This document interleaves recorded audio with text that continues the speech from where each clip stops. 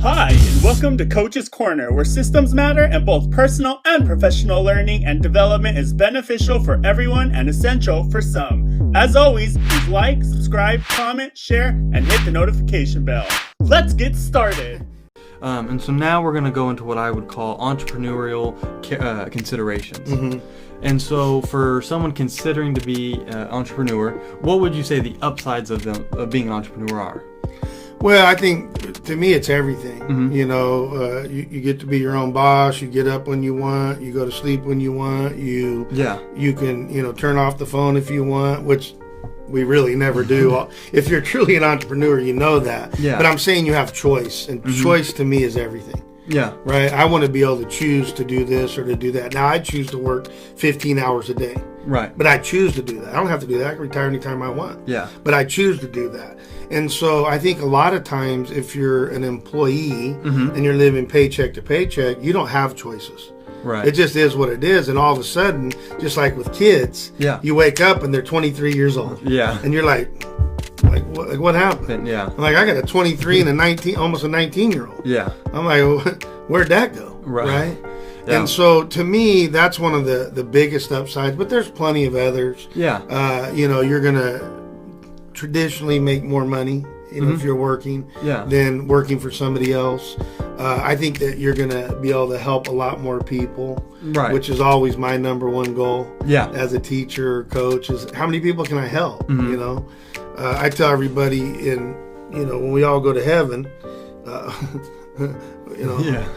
want to have the longest line, not because I'm arrogant or cocky, but I want to help the most people. Right. And there was a song about that where the guy was actually sitting like at a table talking to an angel and goes, "Who are all those people?" "Those are all the people you helped." Right. And I'm like, ooh, that's, to me, that's what I want. Got it. And so, that's a big upside. Like there's other upsides. What would you say the biggest downside to being an entrepreneur is? That's not how my brain works. Yeah. Of course, I'll look at the negatives, but I'll instantly turn them into a positive. Got it. I'll take, lemons and turn it into lemonade. Yeah. And that's not always easy, but that's where I'm at, in my brain. So I don't really look at downsides or negatives or whatever. I kind of have the Thomas Edison approach. Yeah. He knows 10,000 things of what not to do so he could create the light bulb. Yeah. When my kids would come home, we talked about their C's or D's sometimes, but mainly I wanted to talk to them about their A's. Mm-hmm. Like, hey, you did this well, or you did that great. Or when I was coaching, there were some things you have to work on. Yeah. To troubleshooting. But let's talk about the things you do well. Well, okay. Water flows where it's least resistant. Yeah. And I think a lot of times we don't do that. We go after things that are really difficult and hard and take a lot of time and time intensive and we don't like. Mm-hmm. Now I do that too when it comes to systems and the creation of systems. Yeah. But I know in the end it's going to help me 100-fold, 1,000-fold, 10,000-fold people, anybody, like you said, wives, moms, dads, grandmas, sisters, cousins, not just entrepreneurs, not just business people, right? But anybody, because if you can put it into a system, systems are about speed and predictability and reliability and all those types of things. Right. So I'll battle over here, like doing your homework in class type stuff. Yeah. I'll battle over here so that I can make it smoother over here. Got it. And going back to what you said, versus tradition. Yeah. Do you think that people, I would say maybe not, but majority of the people like to talk about the negatives. Do you think that's a tradition thing because their parents talked about it and their grandparents? Or, do you have any thoughts on that? Absolutely. Look at, the news. Mm-hmm. Do you go on the news and see much positive stuff? No. No, it's all negative crap. Mm-hmm. So if our media is, pounding negative crap, yeah. And then, like you say, what's the topic of conversation at a party? Usually about politics or, this, that, whatever. Yeah. Which politics don't have to be negative, but typically they are because anytime you pit two sides against each other. Yeah, it's going to be a problem. Right. I always say you stick two independent people called a marriage in the same room or the same roof, and it's going to be a problem. Right. When your 23-year-old gets old enough, he got to get out the house because he's like, I'm not doing your rules anymore. I got to go. Right. So I just think that, it's how are you raised? but I also think it's what's out there. That's why I don't watch TV. Right. We could be at World War IV with whoever. So I live in Bakersfield. We call it Button Willows, like a really little town. Yeah. Like 3 people, and I'm like, we could be at war with Button Willow, and I wouldn't know the difference. Yeah. Yeah. But I also think that that's how I was raised. Yeah. Right. I was raised that we saw it wasn't. We're not like, there's no negative. Yeah. No. We would identify the negatives. Right. And if we had to beat those for the big picture, we would beat it. Right. But we would also look at the strengths and the positives. Got it. And so, going back to an entrepreneur, with someone that's, let's say, on the edge, right? They're like, I don't know, entrepreneur, employee, I don't really know, and they came and talked to you. What's a piece of advice or pieces of advice you would give them to sway them either direction? Well, first of all, I would say, hey, I need you to, turn around and stand right in front of me, back up, and I said, when you hit my hands, brace yourself. And I'd shove the heck out of them, and then I'd say, just go for it. Got it. Just go for it. What does it matter? Yeah. Now, I'm not telling you to go quit your 6-figure job and go for it tomorrow. Yeah. But I'm not telling you not to do that either. Right. I did it, but I did it in my way. Right. So I'm making 6 figures, yeah. Right? And so I stuck my toe in. Yeah. Right? And so I did a little bit part-time, and I was still helping people. I tell people my classroom has changed. Yeah. 16 special day kids, PE kids, coaching, after school, Now we're helping, tens and millions of youth, blah, blah, blah. Yeah. But my purpose and passion in helping people has never changed. Always been the same. Always been the same since I've been a little guy. Right. It was instilled in me by my mother. It was, I had a God lens early on. Yeah. And he says that. Most of my experiences and stuff were around helping others. That's what we did. That's just how we rolled. Yeah. Right? We talk about how people roll or they're a collection of. Yeah. Well, that's what I did, and I did it over and over and over again. And so I think that again, it goes back to tradition. I was very fortunate and lucky, right? I was very fortunate and lucky. Now, there's issues there. I had a lot of anger issues as a little guy, right? Because I wanted to be the best in the history of the world as an athlete, right. And I was 4'2" and weighed 3 pounds. Yeah, that's a problem. Yeah, you know what I mean. But just kept working, kept trying to work through it. And I think we all have to help ourselves first, and then we can go out and we can help others. Yeah. But the bottom line is just go do it. Yeah. You're a track guy. This ready, aim, or on your marks, get set. Yeah. On your marks, get set.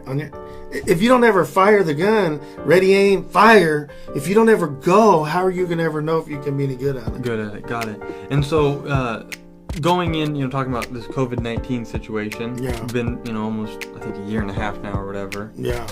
So gonna play both sides.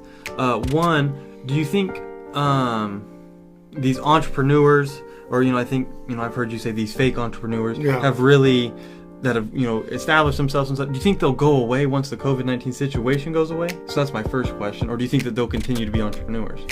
Well, I mean, a lot of it's based off of necessity. So to me, I'm not trying to be offensive when I call people fake entrepreneurs. But back in the day, I'm not good with dates and stuff, but I think it was late 2009, 18, well, somewhere in there was a big real estate boom. Yeah.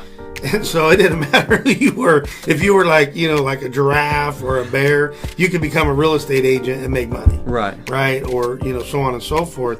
And a lot of those guys, fake real estate agents, they got in, they got out. Yeah. Right. But they made a bunch of money, but there was, they spent that same money too. But there was no longevity there. Yeah. I think that's a good parallel to say where we're at, whether it's COVID or not. We're on a roller coaster. Right. It's like I tell my family and my business partners and the people that work with us. Most people call them employees. I call them family, basically. Yeah. I say, look, if you start going back and forth, side to side, when we're on this roller coaster, we're gonna have a problem. Yeah. But I said, I'll go with the ups and downs with you. Right. Right. Because that's just a normal roller coaster ride. Yeah. But I think that these fake entrepreneurs are people that try to get in, and then they don't really go to work and get some visceral and otherwise understanding of some things. And what happens is that they do get out. So I am concerned for them, and we're almost probably to the point where they're already out. Right. Yeah. Got it. And so then the second part of that is for the people that have been, this is more for the small business type of people, mom and pop shops, different things like that have suffered through this. Yeah. What do you say to them, or someone, like, how do they get back going? How do they get back on their feet that have lost so much to these Amazons and bigger things that can ship to them? What do they do, or is there anything they can do? Yeah, I mean, I think they got to go back, and that's what's hard, right? If you've been, at the penthouse before, it's hard to go back to the outhouse, right? And so, like, what I tell people is I'll spend some time in the clouds, but I'm in the weeds, right? As a kid, I used to dumpster dive. Mm-hmm. I didn't have to do that. I was middle class. But that's where my brain was, because I knew people would throw away crazy stuff. I mean, as a little kid, I'd pick out $50 items, $30, and that's a lot of money back then. That's like a $500 item, and I'd go sell that sucker. Yeah, you know what I'm saying? Mm-hmm. And so I try to stay in the weeds. I want to stay dirty. Yeah. Right. About a couple years ago, both my kids were like, "I want to be an entrepreneur," so I went and bought a thrift store, and because I knew that was the worst possibility of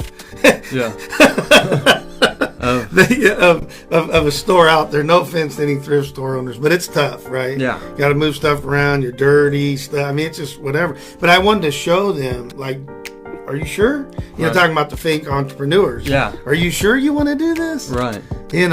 And so, I think it's that kind of stuff. You may have to go back to the weeds, go back to step one, and figure it out. But more importantly is to figure out that you better have an online presence. Right. So my wife, this little cabinet door got broke somehow. I didn't kick a trash can. No. When the Steelers lost, I didn't do that. Yeah. Because I'm mild mannered. Thank you very much.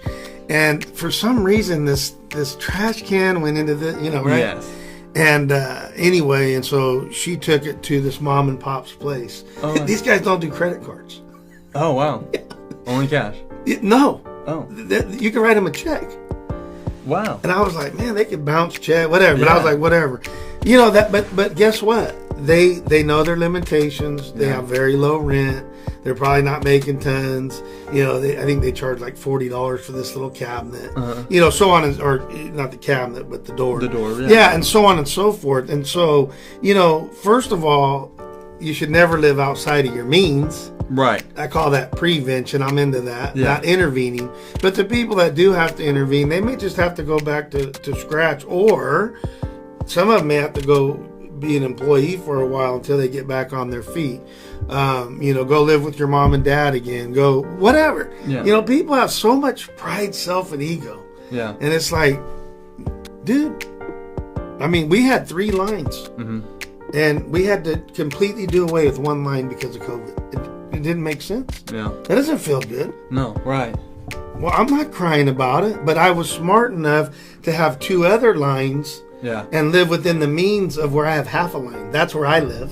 Got it. Right? I buy the same $7 shirts. Yeah. Because that's how I roll. Mm-hmm. I don't need a $100 shirt. Yeah. It's not my thing. Mm-hmm. So, wherever you're at, it's a roller coaster. Things go up, things go down. You can make $1 million a year, you can make $10 million. But it may come down to where you're making $100,000 a year. Right. So be prepared for all of those things. Got it. And before we move on to the next one, is there any other considerations or anything else you would like to share that I didn't ask you about? No, I just think, look, if you're an entrepreneur, figure out, are you the person that just jumps all the way in? Yeah. One of my sons, idiot 23-year-old, yes. I'm watching him run off the roof doing a gainer into a pool. And I wanted to severely beat him, but he was out of the house, right? So to me, but I respect that at some level, although it scared the crap out of me. Yeah. Because you could slip and broken neck and all that. It's not worth it to me, right? But to each their own. But some people like that. They're just like the risk adversement is just there, and it's you go through and you go. Yeah. Then you got the little chickens like me, that was more of like a little toe guy. Yeah. Right. And then, you got everywhere in between. Mm-hmm. And then there's the whole world over here that will never go. They won't even stick a little toe in. Right. They're like, oh, it might get wet. I'm like, no, it is going to get wet. And it may get bitten off by an alligator. Yeah. But the other thing could be is that you might kill that alligator and you open up your own shoe company, right? Too, right? Yeah. So how will you know unless you go for it? Right. And so that's why I say, stand right here. I'm gonna shove you. Right. You know what I mean? Yeah, go for it. Same thing I did with my kids when I was teaching them to swim. I just threw them in the deep end. Mm-hmm. And I go, well, hopefully they'll bob up because I don't feel like going to jail because they didn't, and you're going to thrash and do, and you'll figure it out. Right. And that's most of the time. Yeah. Now, if you can have a mentor that can help you, please do. Yeah. If you can get a system that can help you, please do. If Van Gogh lives next door to me, and I want to learn to paint, I'm going to go try to find him as a mentor. Right. If I don't have somebody that can mentor me, then I'm going to go find somebody who can mentor me from afar, teach me a system that I can plug into, and that I'll be successful. Got it. And that makes sense. I mean, if you want to be the best, you learn from the best. There you go, baby. Close enough. Got it. I got to tell you a quick story on that. So I had a 59-2 team. There was 3 7th graders that played up on the 8th grade team their 7th grade year. Okay. And man, these guys walked around like, like they were all that and a bag of chips. Yeah. And I go, oh, okay. So we live halfway in between like Sacramento and LA. Right. And so LA has, I don't know, 20 million people. Yeah. Right. And we're at like 500,000. And we got a great sports town. So don't get me wrong. I mean, it's competitive as heck. Right. It's serious stuff around here. Yeah. Well, they were yapping, in the summer and this and that. And we were beating teams by 30, by 50, 59-2. You can imagine. Yeah. Well, they got cocky in the summer. And I go, you know what? I'm tired of you guys yapping. Let me show you what the real world's all about. Yeah. And so I took them over the hill, and we won a lot more games than we lost. I think we were like 7-3 or 8-2. Mm-hmm. But these are, my kids could almost dunk a basketball. Every team down there, you had kids that were dunking, and they were just amazing. Yeah. And so I agree with you. It's like go to the next level. Yeah. Go to the next level. Your senior year in high school, you were, one of the top 3 in the whole nation, and you would have won USATFs if you would have went there. You decided to go to the AAU route. Yeah. But you were able to compete at a high level. Right. So when you did your little meets around here, you're like a lot different. Yeah, it's a sleeper situation. Yeah, absolutely. So yeah, let's go compete against the best, and let's find out what we're really about. Yeah, got it. If you need to contact Brett or Coach, please do so on his social media accounts, email, and or text. You can find that information in the description below. Again, please like, subscribe, comment, share, and hit the notification bell. Thanks, and we hope you enjoyed.